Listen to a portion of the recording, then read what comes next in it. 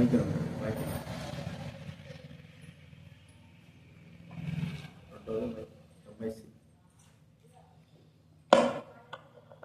క్రైస్తవం ప్రార్థన చేసుకుందాము. ప్రేమగల తండ్రి, జీవం కలిగిన మా ప్రభువా యేసు క్రీస్తు నామమున మీకు కృతజ్ఞతాస్తుతులను చెల్లిస్తా ఉన్నా. ఈ సమయంలో తండ్రి బల కొరకై మీ పాసందులకు రావడం చూపిన కృపగా స్తోత్రాలు. వాక్యమును విని వాక్యం యొక్క మాటల ద్వారా మమ్మల్ని మేము సంధించుకొని సరిచూసుకొని ప్రభావ మీకు ఇష్టకరంగా ఉన్నామా లేదా అని గుర్తించుకొని బలలో చేయవేటకు సహాయం చేయండి, కనికరించండి. ప్రభావ మీ పాసందుని బట్టి స్తోత్రాలు. కరెంటు మీరు స్వాదించుకోనండి ప్రభావ. మాకు కూడా కరెంటు పోయేటప్పుడు బ్యాటరీ కూడా అవసరమై ఉంటున్నది. ఆ బ్యాటరీ కూడా మీకు అనుగ్రహించవలసి మనం చేస్తుంటున్నాం, కనికరించండి. మీ సన్నిధిని బట్టి మీకు కృతజ్ఞతాస్తుతులు చెల్లిస్తాం. ఇంతవరకు మీరు చేసే మేలు ఉపకారం బట్టి వందనాలు చెల్లిస్తాం. వాక్యం ద్వారా మాట్లాడవలసి మనం ఆరాధించి ఘనపరిచినాం, మహింపరిచినాం, మిమ్మల్ని స్తుతించినాం, స్తోత్రములు చెల్లిస్తాం. యేసు క్రీస్తు నామమున ప్రార్థించి అడిగి వేడుచున్నాము తండ్రి. దైవ గ్రంథంలో నుండి కొరింథీ రాసిన మొదటి పత్రిక 10వ అధ్యాయం. మొదటి కొరింథీయులకు రాసిన పత్రిక 10వ అధ్యాయము 16వ వచనం 17వ వచనం మనం అందరం కూడా కలిసి చదువుకుందాం. కొరింథీయులకు రాసిన మొదటి పత్రిక 10వ అధ్యాయము 16, 17 వచనాలు మనం అందరం కూడా కలిసి చదువుకుందాం. దైవ గ్రంథం ఉన్న వాళ్ళు దయచేసి మీ గ్రంథాలు తెరవండి. మొదటి కొరింథీ 10వ అధ్యాయము 16, 17 అందరం చదువుదాం. మనము దీవించు ఆశీర్వచన పాత్రను త్రాగుట క్రీస్తు రక్తంలో పాలు పుచ్చుకున్నట్టే కదా. మనము విరుచురొట్టె తినుట క్రీస్తు శరీరంలో పాలు పుచ్చుకున్నట్టే కదా. మనమందరము ఆ ఒకటే రొట్టెలో పాలు పంచుకుంటున్నాము. రొట్టె ఒకటే కనుక అనేకులమైన ఒక్క శరీరమై ఉన్నాము. అదే రీతిలో మొదటి పేతురు రాసిన పత్రిక 1వ అధ్యాయము 14వ వచనం అందరం చదువుకుందాం. మొదటి పేతురు రాసిన పత్రిక అదే 1వ అధ్యాయము 14వ వచనం మనం అందరం కూడా కలిసి చదువుకుందాం. 1:14 పేతురు రాసినటువంటి మొదటి పత్రిక 1వ అధ్యాయము 14వ వచనం మనం అందరం కలిసి చదువుకుందాం. దైవ గ్రంథం ఉన్నవాళ్ళు చదవండి. 14, 16 రెండు కలిసి ఉన్నాయి. నేను పరిశుద్ధుడనైనాను కనుక మీరును పరిశుద్ధులై ఉండుడని వ్రాయబడినది. కాగా మీరు విధేయులకు పిల్లలై మీ పూర్వపు అజ్ఞాన దశలో మీకుండిన ఆశను అనుసరించి ప్రవర్తింపక మిమ్మును పిలిచిన వాడు పరిశుద్ధుడైన ప్రకారము మీరును సమస్త ప్రవర్తన యందు పరిశుద్ధులై ఉండుడి. మనల్ని పిలిచిన వాడు పరిశుద్ధుడై ఉన్నాడు అంటే ఆయన గురించి, తండ్రిని దేవుని గురించి చెప్పిన మాటలు మనం చదువుకున్నాం కదా ఆరాధనలో. దేవుడు వెలుగై ఉన్నాడు కదా, వెలుగు. ఇప్పుడు ఆయన వెలుగై అంటే దేవుడు మనల్ని కూడా ఏమన్నాడు? మీరు లోకమునకు ముందు దేవుడు అన్నాడు, తనతో అన్నాడు నేను లోకానికి వెలుగు అన్నాడు. చూడండి ఆ మాట మనకు చూస్తే మత్తయి సువార్త 5వ అధ్యాయం. మత్తయి సువార్త 5వ అధ్యాయము 14 చదవండి ఎవరైనా. మత్తయి సువార్త 5వ అధ్యాయం ఆ వరకు మాత్రం చదవండి. మత్తయి సువార్త 5వ అధ్యాయం 14 వచనం ఏముంది? మీరు లోకమునకు వెలుగై ఉన్నారు. ప్రభు అన్నాడు, తన గురించి అన్నాడు, ఏమన్నాడు? నేను లోకానికి వెలుగును. కాబట్టి ఆయన వెలుగై ఉన్నాడు కాబట్టి మనం కూడా వెలుగు. ఎందుకంటే మనము దేవుని సంబంధులమి, లోక సంబంధులంగా ఎప్పుడైతే యేసు ప్రభువుని అంగీకరించినామో, యేసు ప్రభు యొక్క రక్తంలో కడగబడ్డామో, యేసు ప్రభువును సొంత రక్షణ అంగీకరించి దేవుని బిడ్డలుగా మనం ఎప్పుడైతే చేర్చబడ్డామో అప్పుడు మనము దేవుని సంబంధులమే కానీ ఈ లోక సంబంధులమే, అపవాది సంబంధులమే కా. అలా ఉన్నప్పుడు ఆయన వలె జీవించడానికి ప్రభువు మరి మనల్ని తనతో పాటి ఒక మాట చెప్పినట్లు అంటే నా వలే మీరు జీవించండి క్రీస్తు వలే ఉండుటకు అనే మాట కూడా వాక్యం రాయబడం. ఎఫెస్సీ పత్రిక 4:15 చూడండి. ఎఫెస్సీ పత్రిక 4 ఈ మాట మనకు తెలిసిన మాటే. ఎఫెస్సీ 4:15 ఎవరైనా చదవండి. ప్రేమ కలిగి సత్యమును చెప్పుచు క్రీస్తు వలె ఏంటండి, క్రీస్తు వలె ఉండడానికి, క్రీస్తు వలె. అందుకే మొదటి పేతురు 2 22 21 ఆడన్నాడు ప్రభు. ఇంకా స్పష్టమైన మాట, దీనికి అనుసంధానమైన మాట అన్నమాట చూస్తే మొదటి పేతురు రాసిన పత్రిక 2 21 క్రీస్తు కూడా మీ కొరకు బాధపడి నడుచుకున్నట్లు మీకు మాదిరి ఉంచిపోయినట్టు క్రీస్తు వలె నడవడానికి కొరకై తన జీవితాన్ని మనకు మాదిరిగా ఉంచాడు.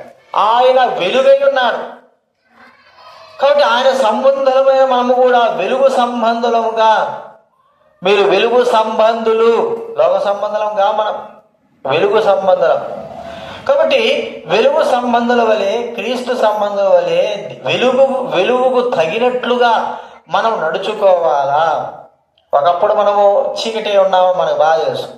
చీకటిలో ఉన్నాం కాబట్టి చీకటి ప్రకారంగా, చీకటి ఇష్ట ప్రకారంగా మనం జీవించినాం.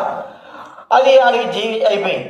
అయితే ఇప్పుడు యేసుక్రీస్తుని అంగీకరించి వెలుగులోకి వచ్చినాం, క్రీస్తులోకి వచ్చినాం, వెలుగు సంబంధులుగా ఉన్నాం. ఇప్పుడు వెలుగు సంబంధులమైన మనము వెలుగుకు తగినట్లుగా మనకు జీవించడమే మన జీవితానికి ఒక సార్థకమైన జీవితాంతం కూడా. ఒకవేళ అలాగే జీవించలేకపోతే మనము మరి చీకటి సంబంధుల వలె ఉండేవారమే. అప్పటికి ఇప్పటికీ తేడా ఏం లేదు. అప్పుడు చీకటి సంబంధంలో నడుచుకున్నాం. క్రీస్తుని అంగీకరించిన తర్వాత కూడా చీకటి సంబంధంలో నడిస్తే చీకటి సంబంధమే అవుతాం, కానీ క్రీస్తు సంబంధం ఎంత మాత్రం, వెలుగు సంబంధం ఎంత మాత్రము కాదు. కాబట్టి వెలుగు సంబంధులంగా మనం ఉన్నాం. ఇప్పుడు వెలుగు వలె వెలుగు సంబంధులంగా జీవించాలా.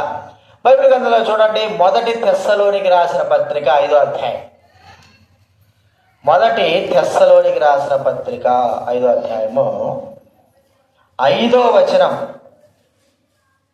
చదవండి ఎవరైనా. మీరందరూ వెలుగు సంబంధులను పగటి సంబంధులనై ఉన్నారు. మనము రాత్రి వారము కాము, చీకటి వారము వెలుగు సంబంధులం. మనం చూడంగానే అరే వీరు దేవుని బిడ్డలండి, వీరు విశ్వాసులు, వీరు దేవుని ఎరిగిన వారు కదా. మనకు తెలుసు ఇలాంటి యొక్క అనుభవం అనేది మనం చూడగలిగితే చూడండి, జకర్యా గ్రంథంలో ఈ వెలుగు సంబంధులంగా జీవించేటువంటి అనుభవము యొక్క మాట 8 జకర్యా గ్రంథము 8 23 చదవండి ఎవరైనా. ఆ దినములలో ఆయా భాషలు మాట్లాడువారు అన్ని జనులలో 10 మంది ఒక యూదుని చెంగు పట్టుకొని సంగతి మాకు వినబడలేదు కనుక మేము మీతో కూడా వత్తుమని చెప్పుతారు. చూడండి, అంటే వారు దేవుడి సంబంధులు అని ఉన్నప్పుడు దేవుడు వారికి తోడుగా ఉన్నాడు అని అన్యజనులైన వారు ఆయా భాషలు మాట్లాడేవారు. వారు ఏం చేస్తారంట, వారిని పట్టుకొని అడుగుతారు, మీకు దేవుడు తోడుగా ఉన్నాడు, మేము కూడా మీతో పాటే వస్తాము. ఎందుకు? వారు దేవుడి సంబంధులు, దేవుడు వారితో పాటు ఉన్నాడు, దేవుడు వారితో పాటు నడుస్తుంటున్నాడు. ప్రియమైన వారులరా, వెలుగు సంబంధులంగా మనం ఎప్పుడైతే ఉంటామో దేవుడు మనతో పాటు నడవడము, మనకు తోడై ఉండడం అని మనం గమనిస్తాం. మనము వెలుగు సంబంధులు కాకపోతే దేవుడు మనతో ఉండడు. బైబిల్ గ్రంథంలో చాలా మంది దేవుడు వారికి తోడై ఉండెను. చూడండి, మనకు తెలుసు యోసేపును గుర్తిస్తే పొతిఫెరు ఐగుప్తు రాజ్యంలోకి వెళ్ళిన తర్వాత పొతిఫెరు దగ్గర ఉన్నప్పుడు దేవుడు తనకు తోడై ఉండెను కదా. ఎవరు గ్రహించారంట? చూడండి, పొతిఫెరు గ్రహించినాడు. మనం చూస్తే అంటే దేవుని సంబంధి అని అక్కడ మనకు గుర్తుపడతాం. 39వ అధ్యాయం, ఆది కాండం 39వ అధ్యాయం.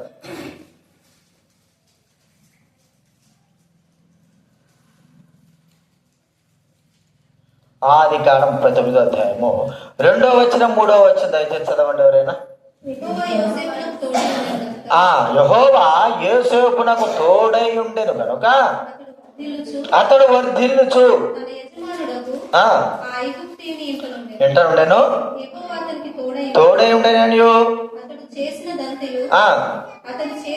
యెహోవా సఫలం చేసిననియు అతని యజమానుడు చూచినప్పుడు.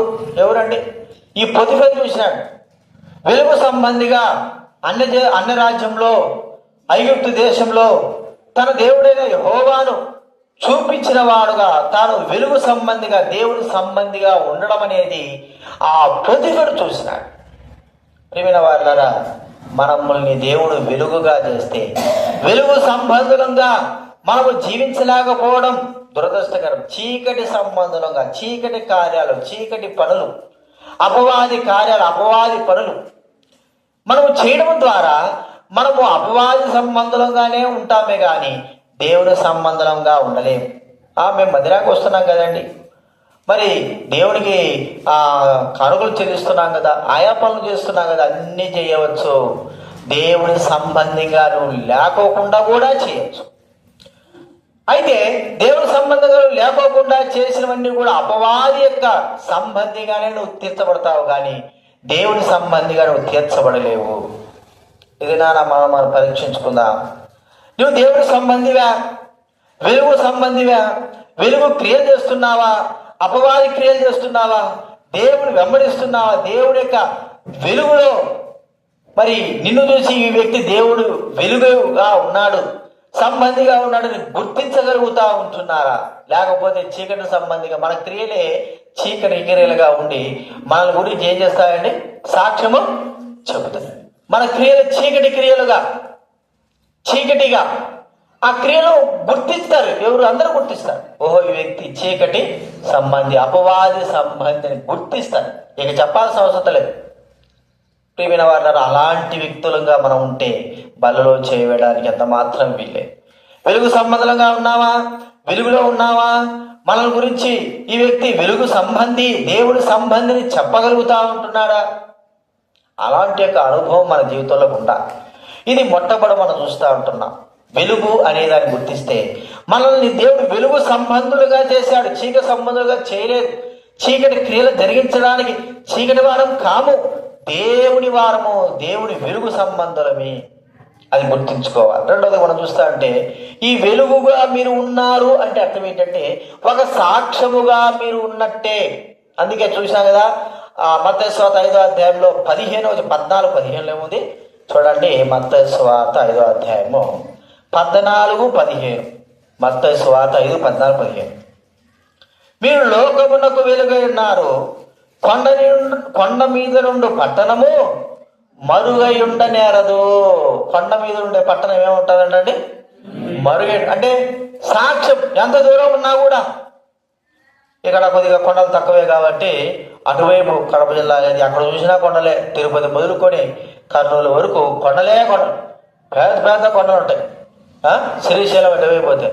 అయితే ఆ కొండలు మనకు కనబడతా ఉంటాయి. ఎక్కడ ఉంటే కనబడుతున్నాయంటే సుమారు 30-50 కిలోమీటర్ల దూరంలో ఉన్నా కూడా ఆ కొండ అనేది ఛాయ కనబడుతూనే ఉంటుంది. నెల్లూరు దగ్గర ఉదయగిరి అనేది ఉంటుంది. ఉదయగిరి కొండ నెల్లూరుకి ఉదయగిరికి 120 కిలోమీటర్లు. ఎన్ని కిలోమీటర్లు? 120. సుమారు ఒక 50 కిలోమీటర్లు వచ్చిన తర్వాత 100 కిలోమీటర్లంత దూరం ఉన్న కొండ స్పష్టంగా కనపడుతుంది. 100 కిలోమీటర్లు పోవాలా. అక్కడ నుంచి ఉదయగిరి కొండ దగ్గర పోవాలంటే 100 కిలోమీటర్ల 100 కిలోమీటర్లంత దూరంలో ఇవి ఏ చెట్లు ఉండవు, చేమలు అంతా బయలుగా ఉండవు. అంత దూరం నుంచి కొండ కూడా స్పష్టంగా కనబడుతూ ఉంటుంది. ఆ కొండ చూడగానే ఏం చెప్పాలంటే అక్కడ ఉందరా ఉదయగిరి కొండ. మరి ఎంత దూరం ఉంది? అది ఎంత దూరం చెప్పండి? 100 కిలోమీటర్. కష్టం. మేము అక్కడ ఉన్నాం కాబట్టి చెప్తాం. 100 కిలోమీటర్లు ఆ పైన కట్టాడు శ్రీకృష్ణదేవరాయలు. పెద్ద కోట కట్టాడు. ఆ కోట ఎక్కాలంటే 4 గంటలు, ఆ కొండ ఎక్కాలంటే 4 గంటలు, 4 గంటలు ఖచ్చితంగా 2-3 కిలోమీటర్లు ఉంటుంది కొండ ఎత్తు. ఎట్ట కట్టినాడో ఆ కోట మనది అంత, అంటే 2-3 కిలోమీటర్లు వస్తుంది కాబట్టి 100 కిలోమీటర్ల దూరంలో కూడా ఆ కొండ స్పష్టత మనకు కనబడుతుంది. ఏం చూపిస్తావు అప్పుడు ఆ కాలంలో లేకపోతే ఈ కాలంలో ఆ కొండ పైన ఒక లైట్ పెట్టామనుకో, ఒక లైట్ పెడితే ఆ లైట్ ఎంత దూరం కనబడుతుంది? 100 కిలోమీటర్లు కూడా ఏమి అడ్డే ఉండదు మధ్యలో.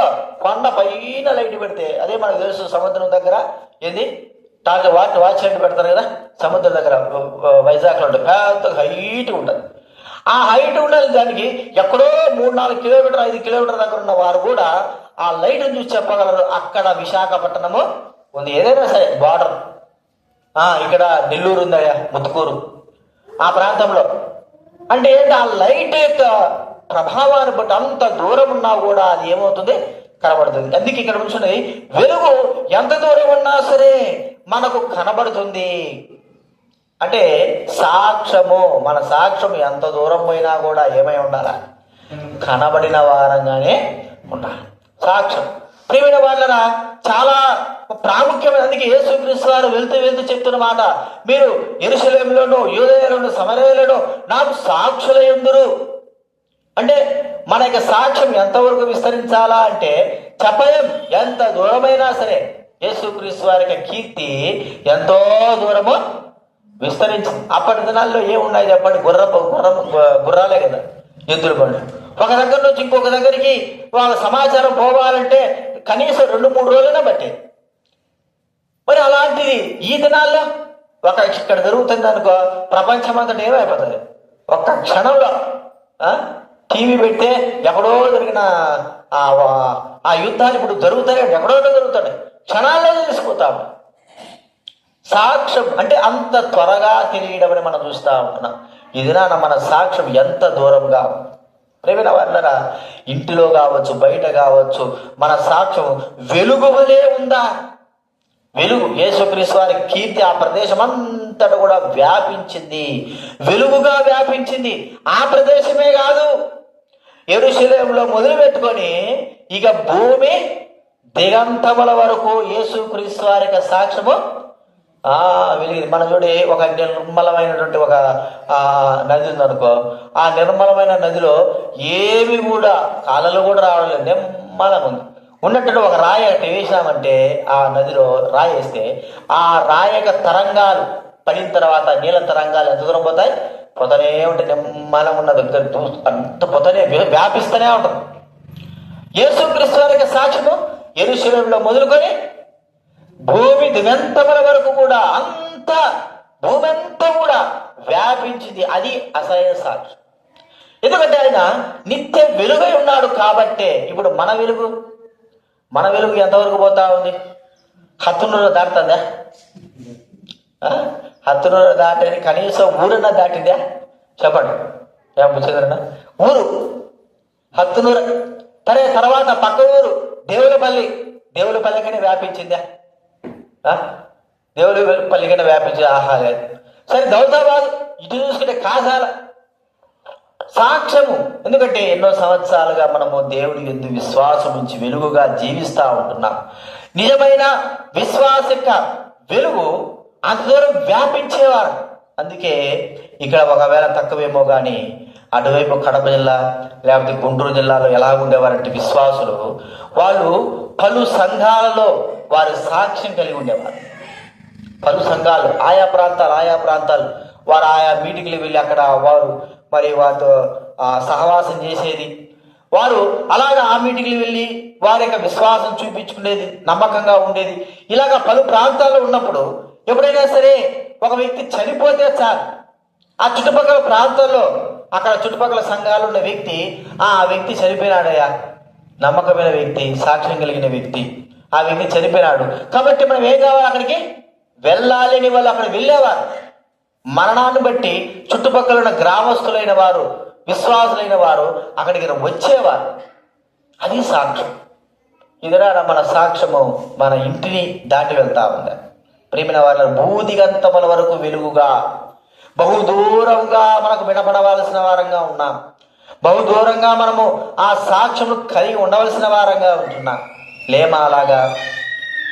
మనం పరీక్షించుకుందాం. ఓ ప్రభా, నేను అలాంటి లేను, అలాగా సాక్షిగా నేను జీవించలేకపోతున్నాను, నన్ను క్షమించు ప్రభువా. వెలుగుగానే ఉండలేకపోతున్నాను, నన్ను క్షమించు ప్రభువా అని మనం ప్రార్థన చేసుకోవలసిన వారంగా ఉన్నాం. అంత మాత్రం కాదు, మూడోది మనం చూస్తే ఆయన వెలుగులో మనం నడిచే వారంగా ఉండాలి. చూడండి, 1 యోహాను రాసిన పత్రిక 1వ అధ్యాయం తీయాలి బైబిల్ తీయాలి. 1 యోహాను రాసిన పత్రిక 1వ అధ్యాయం 7వ వచనం దయచేసి చదవండి. ఆయన 1 యోహాను రాసిన పత్రిక 1వ అధ్యాయం 7వ వచనం. అయితే ఆయన వెలుగులోనున్న ప్రకారము మనమును వెలుగులో నడిచిన ఎడల యుందుము. ఆయన వెలుగులోనున్న ప్రకారము మనము కూడా వెలుగులో నడిచిన ఎడల అన్యోన్య సహవాసము కలిగిన వారమై యుందుము. వెలుగులో నడిచిన ఎడల, ఆయన వెలుగులో నడిచేవాడు. ఆయన వెలుగు అంటే ఏమిటి? దేవుని వాక్యము అన్నాడు కదా. 119వ కీర్తనలో 105వ వచనం చదవండి. 119వ కీర్తన 105వ వచనం చదవండి. నీ వాక్యము నా పాదములకు దీపమును, నా త్రోవకు వెలుగై ఉన్నది. ఏదండి వెలుగు? దేవుని వాక్యములో నడిచిన ఎడల, దేవుని వాక్యానుసారంగా నడిచిన ఎడల మనము అన్యోన్య సహవాసం గలవారమగుదుము. ఇదేనా దేవుని వాక్యానుసారంగా నువ్వు నడుస్తున్నావా? నీ ఇష్ట ప్రకారం నడుస్తున్నావా? 2 ఛాయిస్ దేవుడు ఇచ్చాడు. మన ఇష్ట ప్రకారం నడచవచ్చు, మనకు అడ్డు ఆపు లేదు. కానీ దేవుని ఇష్ట ప్రకారం నడుచవచ్చు. దేవుడి వాక్యము మనకు కట్టడను, విధిని, క్రమశిక్షణను నియమించేదిగా ఉంటుంది. చూడండి, చిన్నపిల్లలు వాళ్ళ ఇష్ట ప్రకారం నడుచుకోవడానికే ఇష్టపడతారు. తల్లిదండ్రులు చెప్పేదే విన్నాడు. ఎందుకు? ఇష్టము చిన్నతనం నుంచి వాడి ఇష్టము. అన్నం తినే దగ్గర కూడా అన్నం తినేటప్పుడు మనం ఏదో మంచిగా కూర చేసి పెడతాం. వాడు ఏమంటాడు చెప్పండి? నాకు ఇది వద్దనే అవుతాడు. వంకాయ కూర చేసి పెట్టానుకో, నాకు వంకాయ కూర అవుతాడు, ఇంకోటి కావాలంటాడు. వాడి ఇష్టం నాకు ఇది కాదు, ఇదే బాగుంటుంది అంటాడు. నాకు పెరుగన్నమే కావాలంటాడు. అదే తింటాడు. ఇంకోటి వేరే తింటాడు. నాకు వద్దు అంటాడు. నా ఇష్టం అంటాడు. నేను తినను అంటాడు. ఏదంటే ఇష్టము మనిషి యొక్క చిన్నతనం నుంచి తన ఇష్ట ప్రకారంగా. అయితే దేవుడు ఎరిగిన మనము మన ఇష్ట ప్రకారంగా జీవించడానికి కాదు, దేవుడి వాక్య ప్రకారంగా జీవించడానికే మనము ఉన్నామని గుర్తించుకోవాలి. దేవుడి వాక్యం ఏం చెప్తా ఉంది? దేవుడి వాక్యం ఏం గ్రహింపుకు మనకి ఇస్తా ఉంది? దేవుడి వాక్యం ఎలాగ నడుచుకోవాలని చెప్తా ఉంది? చూడండి, ఒక భక్తుడు అంటాడు, నువ్వు చేసే పనిలో దేవుని వాక్యము ఎంతగా సపోర్ట్ చేస్తా ఉంది అంటాడు. నువ్వు చేసే పనిలో, నువ్వు నడిచే నడవడికలో దేవుని వాక్యం ఎంత సపోర్ట్ చేస్తావు అంటే, ఇది రైట్ అని దేవుని వాక్యం ఎంతగా చెప్తావు. నువ్వు చేసే పనిలో ఇది తప్పు అని దేవుని వాక్యం ఎంతగా చెప్తావు అంటే, ఆ వాక్యము నువ్వు చేసే పనిని ఈ వాక్యం ఏం చెప్తుందంటే, రైటు తప్పు అనేది ఎంతగా చేస్తుంది, చెబుతా ఉంది. ప్రతిదానికి కూడా, మనం నడిచే ప్రతిదానికి కూడా ఏం చేయాలి, ఎలా నడవాలి, ఎలా ఉండాలి, అన్ని కూడా దైవ వాక్యంలో ముసలోళ్ళు మొదలుకొని యవనస్తుల వరకు కూడా అందరి గురించి అన్ని విషయాలు కూడా దేవుడు ఏం చేశాడు? పొందుపరిచాడు.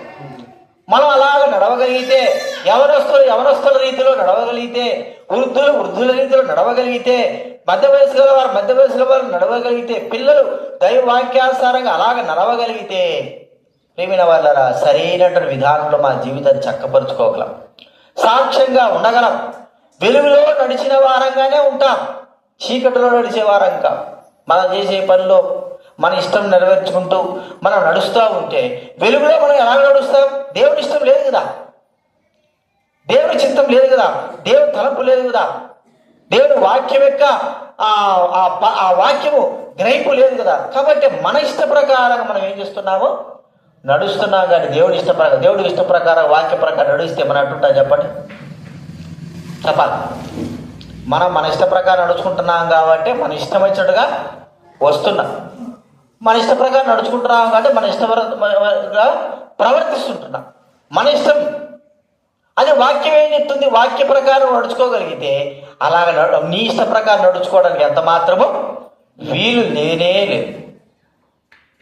అందుకే ప్రియమైన వారిలరా, దైవపడిన వారికి, దైవ సేవకులైన వారు పదే పదే ఏం చెప్తున్నట్టే, మీ ఇష్టం వద్దు, మీ చిత్తం వద్దు, మీ తలంపు వద్దు, దేవుని వాక్యం ఇలా ఉంది, దేవుని బోధ ఇలా ఉంది, దేవుని మాటలు ఎలా ఉన్నాయి, దేవుని క్రమం ఇలా ఉంది, ఇలాగ మీరు నడుచుకోవాలా, ఇలాగ మీరు చెయ్యాలా అని పదే దేవుడు తన బిడ్డలైన వారి ద్వారా మనకు గుర్తు చేస్తున్నాడు. అంటే అర్థం ఏంటి? మన ఇష్ట ప్రకారం మనం జీవిస్తున్నాం అనేదే దీనికి సాదృశ్యం. ప్రియమైన వారులారా, అది మనం గుర్తించుకోవలసిన వారంగా ఉండాలి. మన ఇష్ట ప్రకారం మనం జీవించడానికి మనము మన మనము చీకటి సంబంధం కాం, మన వెలుగు సంబంధం. వెలుగు వలె వెలుగులాగా వెలుగుతో మనం ఏం చేయాలి? నడుచుకోవలసిన వారు. చీకటి సంబంధం అంటే అర్థం ఏంటి? ఎవరి ఇష్టం వచ్చాట వాళ్ళు ఎవరి ఇష్టం వచ్చి జీవించడమే చీకటి సంబంధంగా ఉండేది.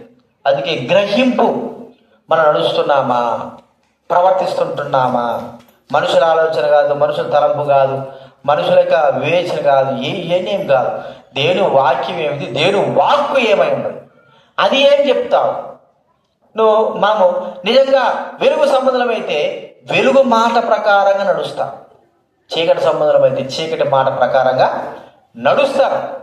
అది మనకు గుర్తించుకోవలసిన వారంగా ఉంటున్నాం. కాబట్టి నువ్వు నడుస్తున్నావా, వెలుగు ప్రకారం నడుస్తున్నావా, చీకటి ప్రకారం నడుస్తున్నావా, మనం పరీక్షించుకోవాలి. అంత మాత్రం కాదు, చివరిగా కూడా మనం చూస్తే 1 కొరింథీ 4వ అధ్యాయం, 1 కొరింథీ 4వ అధ్యాయం 5వ వచనం చదవండి ఎవరైనా. కాబట్టి సమయం రాకమునుపు అనగా ప్రభువు వచ్చే వరకు దేని గురించి తీర్పు తెచ్చబడి రహస్యములను వెలుగులోనికి తెచ్చి బయలుపరచునప్పుడు తగిన మెప్పు దేవుని వలన.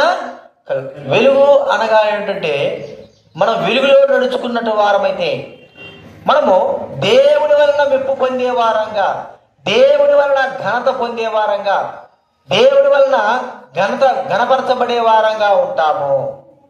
ప్రియమైన వారులారా, మనుషుల మెప్పు కొరకు, మనుషుల యొక్క ఘనత కొరకు మనము జీవించడం కాదు. వెలుగు సంబంధి ఎప్పుడు కూడా ఆ ప్రభువైన దేవుణ్ణి ఘనపరిచేవాడుగా, మహింపరిచేవాడుగా ఉంటాడు. యేసు ప్రభువారు ఆయన వెలుగై ఉన్నాడు కాబట్టి ఆయన అన్ని విషయాల్లో కూడా తండ్రిని దేవుడు ఘనపరుస్తూ వచ్చాడు. దేవుడు మనల్ని వెలుగుగా చేశాడు కాబట్టి మన ప్రభువైన యేసుక్రీస్తు వారిని మనము ఘనపరచవలసిన వారంగా ఉన్నాము. మనుషుల వలన మెప్పు పొందడం అనేది చాలా నష్టకరం. మనుషుల వలన మెప్పు పొందాలా అని, దేవుని వలన నేను మెప్పు పొందాలా, దేవునికి ఇష్టమైన కార్యములను చేయాలా, వెలుగులో ఉన్నప్పుడు ఆయన వలే జీవించాలి కాబట్టి ఆయనకి ఇష్టమైనది నేను చేయాలా. మనుషుల మెప్పు కొరకు, మనుషుల యొక్క ఘనత కొరకు మనం ఎప్పుడైతే ఏదైతే చేస్తామో అదంతా కూడా దేవుని దృష్టికి అసహ్యకరమైంది. వెలుగులో ఉన్నవాడు ఎవరిని మెప్పిస్తాడు చెప్పండి? దేవుని మెప్పిస్తాడు. దేవుడు వలననే తన ఘనత పొందాలని చూస్తాడు. దేవుడు వలననే తన ఘనత పొందాలని ఆశిస్తాడు. వెలుగులో లేనివాడు ఏం చేస్తాడంటే ప్రజల వలన తనకు తాను ఘనత పొందాలని కోరుకుంటాడు. కాబట్టి ఘనత పొందాలని మనము లోక సంబంధమైన ఘనత కాదని దైవికమైన ఘనత. ప్రియమైన వారిలరా, ఆ వెలుగులో నడుచుకున్న వ్యక్తికే ఇది సాధ్యము. వెలుగులో నడుచుకున్నటువంటి వ్యక్తికే దేవుని ఘనపరచాలా, దేవుని ఘనపరచాలంటే తాత్పర్యం కలిగి ఉంటాడు. చీకటి సంబంధమైన వ్యక్తి తనను తాను ఘనపరుచుకోవాలా, మరి తనను తాను మహింపరుచుకోవాలంటే తాత్పర్యం కలిగి ఉంటాడు. మనం గుర్తించుకుందాం, వెలుగులో నడిచేటువంటి మన జీవితాలు ప్రభువును కనపరుస్తున్నాయా లేదా? చూడండి, మరి యోహాను సువార్త 1వ అధ్యాయంలో మనకి ఇక్కడ వాక్యంలో రాయబడింది. యోహాను సువార్త 1వ అధ్యాయం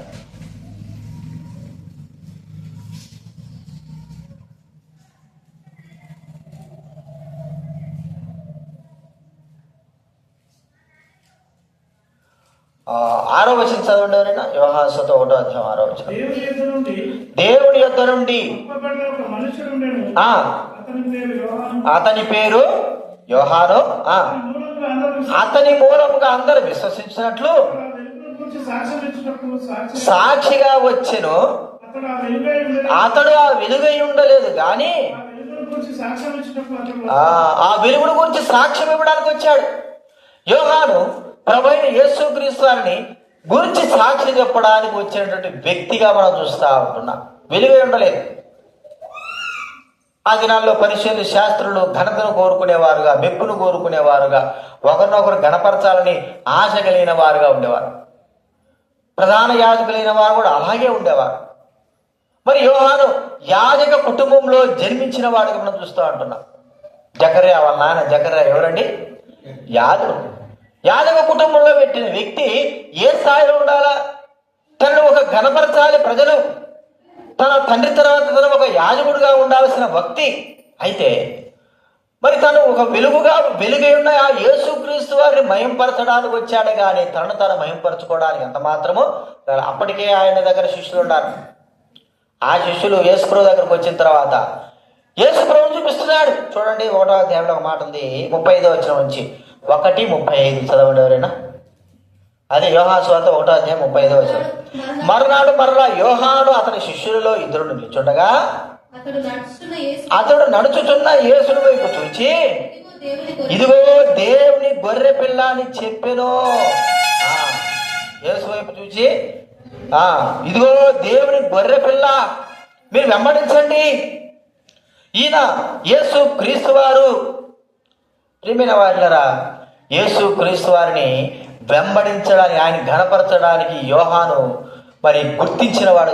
తనకు ఘనత కాదు. ఒకవేళ తను వాక్యానుసారంగా ఏలియా ఆత్మలాగా రావచ్చు, మరి ముందుగా పంపబడిన ఒక ప్రవక్తగా వచ్చి ఉండొచ్చు, కానీ చెప్పబడిన వాక్య ప్రకారం చెప్పండొచ్చు, కానీ అంతకంటే గొప్ప వ్యక్తి అయినటువంటి వెలుగైన యేసుక్రీస్తు వారిని కీర్తించి ఘనపరచడమే, ఆ వెలుగైనటువంటి ఆ వ్యక్తి వెలుగును గురించి ప్రచురము చేయడం అనేది తనకు నియమింపబడి. అంతేగాని నన్ను అనుసరించండి, మరి నేను వాక్య ప్రకారం ఏలియాను, నేను ఈ లోకానికి వచ్చాను అని చెప్పిన వాడు కాదు. యేసుక్రీస్తు వారిని ఘనపరచడానికి, ఆయన మహింపరచడానికి మరి ఆయన వెలుగుగా ఈ లోకానికి వచ్చాడు. వెలుగు తాను ఒక వైపు ఉండలేదు, కానీ వెలుగును గురించి సాక్ష్యం చెప్పడానికి వచ్చిన వాడు యోహాను. మన జీవితంలో ఎలాగ ఉంది? వెలుగును గురించి అంటే ఆ వెలుగు దేవుని మెప్పు కోరుకుంటున్నామా? దేవుని ఘనపరచాలని కోరుకుంటున్నామా? మనం ఘనపరచాలని కోరుకుంటున్నామా? వెలుగులో నడిచే వ్యక్తి దేవుని ఘనపరచాలి, దేవుడే మహింపరచాలని కోరుకునేవాడు. మనం చూస్తే భక్సింగ్ గారి గురించి మనం ఆ దినాల్లో భక్సింగ్ గారు మరి మద్రాసులో సేవ చేసే దినాల్లో మరి మంచి సేవ జరుగుతూ ఉంటే అనేకమైన స్వస్థపరచబడేవారు. మరి మద్రాసు అంతా హడలైపోయినటువంటి ఒక విషయం ఏంటంటే కుష్ఠరోగికి స్వస్థత ఇచ్చినటువంటి స్థితి. మద్రాసు అంతా కూడా భయభీతులు చెందిన ఆ సమయంలో ప్రజలు పిచ్చోరు కదా, అసలు ఏమి లేకుండా కూడా ఎగబడతాంటారు. నూనె పూసి రాసినానంటేనే ఎవరు పిచ్చారు. నిజంగా జరిగితే అది ఇంకా ఎక్కువైపోయింది కదా. ప్రజలు తండోపతండాలు. ఆయన వస్తున్నాడు వేళ దిగుతా అంటే పొద్దుటూరులో కూడా ఆయన పెద్ద ట్రక్కులో వచ్చేవాడు కదా, వేళ దిగితే అసలు సాగి పడిపోతారంట. అందరూ కాలు పట్టుకోవాలి, వాడు కాలు పట్టుకోవాలి, వాడైతే సాగి పడతాడంట. ఆ దెబ్బకి ఆయన తట్టుకోలేక దేవుని దగ్గర ప్రభువా నాకొద్దు ఈ స్వస్థత వరం, నాకొద్దు అని ఇక ఎప్పటికి కూడా అలాంటి స్థితి కలిగి ఉండడానికి ఆయన ఇష్టపడలేదు. చెప్పేవాడు, నన్ను గనపరచొద్దు అసలుకి, మీరు అసలు నా పేరే చెప్పొద్దు. నిజంగా ఆ జరిగిన తర్వాత, అలాంటి పని జరిగిన తర్వాత మనం చూస్తే మనిషిని గనపరచడానికి మనిషి ముందు ఉంటాడు, కానీ దేవుని గనపరచడానికి మనిషి ఎప్పటికి కూడా ముందు ఉన్నాడు. అది దేవుని గనపరిచే దానికి మరి భక్సింగ్ గారు ఎంత కష్టపడేవాడు మనకు తెలుసు. బైబిల్ గ్రంథంలో బర్నబా పౌలు ఏం చేశాడు చెప్పండి? పూతోందయ్యాను కదా, ఆ పూతోందయ్యమైనా చూడండి, ఆ మాట ఉంది అపోస్తల కార్యం. ఒక వ్యక్తికి మరి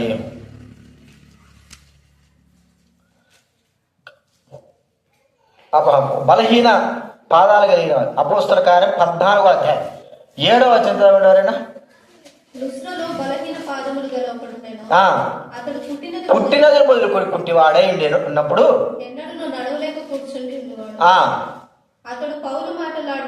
వినెను. చూచి విశ్వాసం గ్రహించి చెప్పినప్పుడు అతడు గంతులు వేసి నడవసాగాడు. గంతులు వేసి ఇంకా ఒక స్వస్థత జరిగి పుట్టినది మొదలుకొని వాడు పుట్టివాడై ఉన్నాడు. పౌలు చూసినాడు, నువ్వు లేచి పాదాలు నిలబడినప్పుడు వాళ్ళు లేచి నిలబడ్డాడు. ఇక ప్రజలు చూసినారు. చూసేలాకల్లా ఏం చెప్తారో చెప్పండి. ఎక్కడ దేవతలు మనుష్య రూపం దాల్చి మన ఇంతకు దిగి వచ్చిన్నారని కేకలు వేసి బర్నబాకు ద్విపతి అనియు పౌలు ముఖ్య ప్రసంగేదన్న అతని హెర్మే అనియు పేరు పెట్టి పట్టణంలో ఎదురుగా ఉన్న ద్విపతి యొక్క పూజారెట్లను పోదండలను ద్వారముల ఎందుకు తీసుకుని వచ్చి సమూహముతో కలిసి బలి అర్పించవాలని ఇక ఇంకేం చేశారంటే దండలు వేసేసారు. కాలు పట్టుకున్నాడు, కాలు ముక్కేటోళ్ళు ముక్క ఇక ఇక పేరు కూడా పెట్టేశారు. ద్విపతి అని ఇంకోటి ఏంటంటే చెప్పండి హెర్మే అని పేరు పెట్టేశారు. ఇక వాళ్ళకి ఏం జరుగుతుండాలే ఇంకా ధూపం వేసేటాడు, ధూపం వేస్తా ఉంటాడు. వేసాడు కదా ధూపం కూడా వేసాడు. ఎవరు ఒక వ్యక్తికి ధూపం వేశాడు చెప్పండి. ఒక వ్యక్తికి ధూపం వేశాడు. నెబుకద్నెజరు ఏం చేశాడు? దానియేలుకి ధూపం వేసేశాడు. సాగిపడినాడు, నువ్వుగా ఇంకెవడు లేడని. ఎలాంటి పరిస్థితి? అలాంటి పరిస్థితిలో ఆ దేవుడిని వదులుకుంటారా ఇప్పుడు చెప్పండి? పెద్ద పెద్ద గొప్ప గొప్ప వాళ్ళు ఏం వదులుకుంటారా చెప్పండి? బాబాలు గీబాలు ఏం వదులుకుంటారు? అవి పూజిస్తంటే అస్సలు వదులుకోలేదు. దండాలు దశకాలు పెడతా అంటే ఇంకా దండాలు దశకాలు పెట్టారు. ఇంకా ఎక్కువ మాట కాలెత్తి తలకాయ మీద కూడా పెడతారు, తల మీద పెడతారు. పెట్టించుకుంటే ఎన్నిసార్లు పెట్టించుకుంటా అంటారు. చీపురు కొడితే ఎన్నిసార్లు అంత అంటారు. ఎందుకు? ఆ ఘనత లాంటిది. వీరు దండించుకుంటారు, వాళ్ళు కూడా కనడానికి ఇష్టపడతారు. ఎన్నిసార్లు రాత్రి మొగులు నన్ను పూజించండి అని మొక్కడానికి ఇష్టపడతారు. మరి పౌలు బర్నబా ఏమిటంటే ఎవరిని గణపరచాలని కోరుకుంటున్నారు. ఎంత ప్రయాసమైందంటే నేను కాదురా దేవుడిని చెప్పడం, నువ్వే దేవుడు అంటుంటారు. ఎందుకు? ఆడ చూశారు బలహీన పాదాలు కలిగిన వాళ్ళు నడవడం చూస్తే ఇక దేవుడు నువ్వే. ఇక పోదాడలు వేసేసి బలు అర్పించడం, ఎద్దులు తీసుకొచ్చేసాడు అర్పించాలి కదా రెడీగా ఉన్నాయి. ఇంక వాళ్ళ ప్రయాస కాదు. ఎందుకు? ఆ సమయంలో కూడా గమ్ముగా ఉంటే దేవుడు ఏమంటాడు చెప్పండి? నాకు రావాల్సిన ఘనత మీరు పొందడానికి ఏం చేస్తున్నారా అని ఇంక వాళ్ళు ప్రయాసంగా అక్కడ మాట వ్రాయబడింది. చూడండి ఆ మాట ఉంది, కష్టమాయను అనే మాట. ఇక్కడ మాట్లాడాలి. ఎన్నో వచ్చిన 18 వచ్చిన చూడండి. 18 వచ్చిన వారు ఇలాగు చెప్పి తమకు బలి అర్పింపకుండా సమూహములను బలి ఆపుట బహు ప్రయాస అయిపోయింది. సమూహాన్ని ఏం ఆపుతామండి? బలి అర్పించుకోకుండా. మీరే దేవుడు కూర్చోండి అని చెప్తే వద్దురా అంటే నేను పడడంలా వీళ్ళకి అంత సమూహంలో. ప్రయాస అంటే ఏమిటి చెప్పండి? అంత ప్రయాసపడ్డారట. లేదు, దేవునికి మహిమ కలగాల్సిందే. ప్రయాస అయిపోయింది. ప్రియమైన వాళ్ళరా, వెలుగు సంబంధులు దేవుని మెప్పించడానికి 100కు 100% మెప్పించడానికి చూస్తారు. తమను మెప్పించుకోవడానికి ఎప్పుడు కూడా వాళ్ళు చూడరు. కాబట్టి మనము దేవుని మెప్పు కోరుకుంటున్నామా? దేవుని ఘనత కోరుకుంటాం, లేదా మనల్ని మనం మెప్పించుకోవడానికి గణపరచుకోవడానికి ప్రజల వైపు మనం చూస్తుంటున్నామా? వెలుగు సంబంధులమైతే దేవుణ్ణే మెప్పిస్తాం, దేవుడే గణపరుస్తాం, దేవుణ్ణే హెచ్చిస్తాం, దేవుణ్ణే కీర్తిస్తాం, యేసు ప్రభువుని. చీకటి సంబంధం అయితే మనల్ని గణపరచుకోవడానికి అనేకంగా మనము చూస్తాం. ఆయా సంఘాలు ఆయా ప్రాంతాల్లో మనం చూస్తూ ఉంటే మరి గొప్ప గొప్ప వాళ్ళు వారు ఘనపరచుకోవడానికి ఎక్కువ చూస్తూ ఉంటారు, ఘనత పొందడానికి. చర్చిలలో చూస్తూ ఉంటే వాళ్ళు సీట్లు వెనకలేసి పెట్టి ఉంటారు. పాస్టర్లు కావచ్చు, రెవరెండ్ కావచ్చు, వాళ్ళందరూ ఒక్కడిని పిలవకపోతే సచ్చిరిగా. ఒక్కడ ఎందుకో నేను రెవరెండ్ ఏమిటి నన్ను పిలవలేదే. మా పెళ్ళికి కూడా అంతే, మా తమ్ముడి పెళ్ళికి కూడా అందరినీ ఉండేదే స్టేజ్ చిన్నది. అందరినీ పిలవాలి, అందరం కూర్చోబెట్టాలి. వాళ్ళిద్దరికి స్థలం లేకపోయా కూర్చోబెట్టాలి. ఎందుకు? పెళ్ళి మాట్లాడేటోడు ఒకడు ఉన్నాడు, పెళ్ళి చూపించేటోడు ఒకడు ఉన్నాడు, ఆ పాస్టర్ ఉన్నాడు, నేనుండా, ఇక ఆ టేబుల్ ఉండాలి, వాళ్ళిద్దరు కూర్చోడానికి అంత స్థలం ఉండాలి. అందరినీ పిలిచాలి. స్థలాలు లేకపోయా ఒకరిని పిలవకపోతే ఏమవుతుంది చెప్పండి? ఇక అంటే వెంటనే అందుకే వెళ్ళిపోతారు, వాళ్ళు పిలుచుకోరావాలి.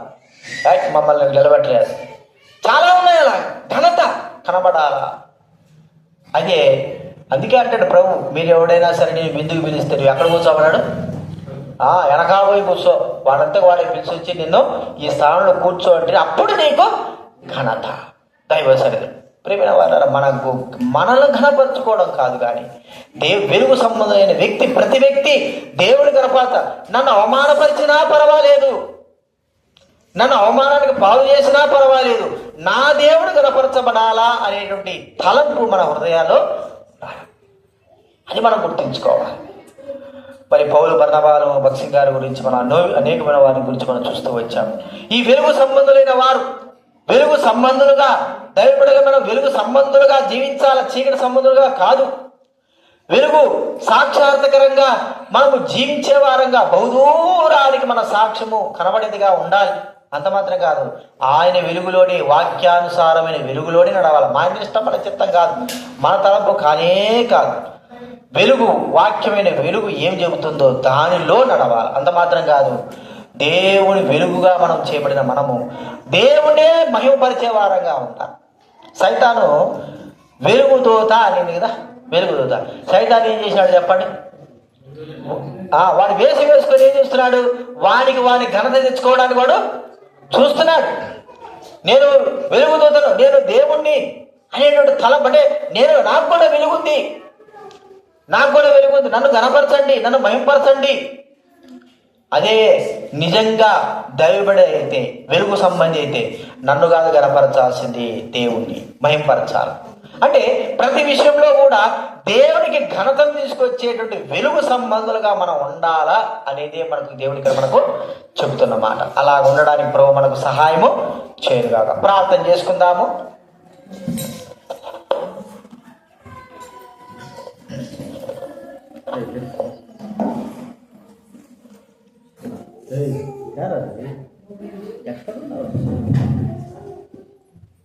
ప్రార్థన చేసుకుందాం.